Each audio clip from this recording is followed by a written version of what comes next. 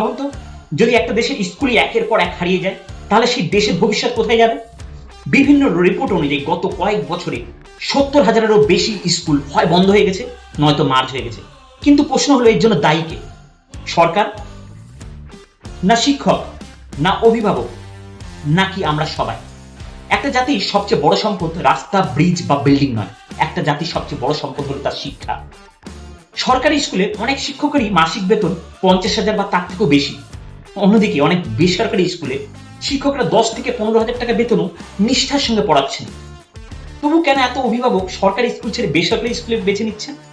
কেন? সমস্যাটা কোথায়? শুধু ভবন নয়, শুধু শিক্ষক নয়, শুধু সরকারও নয়, নাকি পুরো শিক্ষা ব্যবস্থায় পরিবর্তনের প্রয়োজন?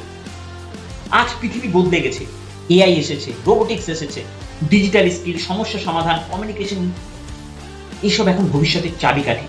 কিন্তু আমাদের অনেক স্কুলে এখনো সেই বহু বছর আগের মান্যতার আমলের সেই শিক্ষা পদ্ধতি চলছে গভর্নমেন্ট স্কুলগুলোতে। আমরা কি সত্যি আমাদের সন্তানকে আগামী দিনের জন্য প্রস্তুত করছি?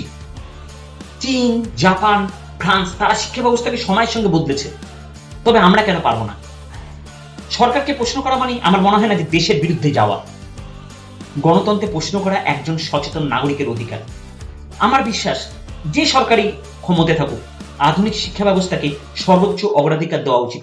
কারণ শক্তিশালী শিক্ষা ছাড়া শক্তিশালী ভারত গড়া কখনোই সম্ভব নয়। আজকে আপনি একটু জাস্ট নিজে ভেবে দেখুন তো, একটা সরকারি স্কুলের শিক্ষক তার নিজের ছেলে মেয়েকে কখনো সরকারি স্কুলে পাঠায় না।